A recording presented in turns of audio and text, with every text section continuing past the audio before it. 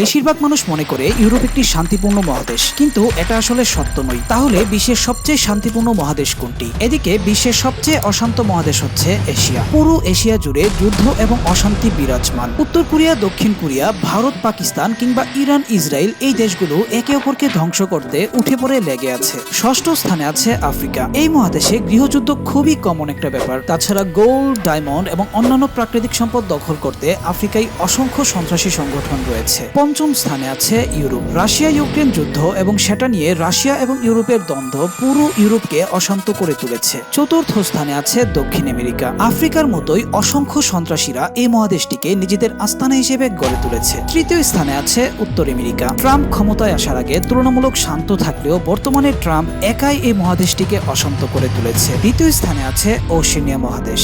এখানে মানুষের সংঘাত না থাকলেও অস্ট্রেলিয়ানরা জীবজন্তুর সাথে হরহামেশাই যুদ্ধ করে থাকে। অবশেষে বিশ্বের সবচেয়ে শান্তিপূর্ণ মহাদেশ হচ্ছে অ্যান্টার্কটিকা।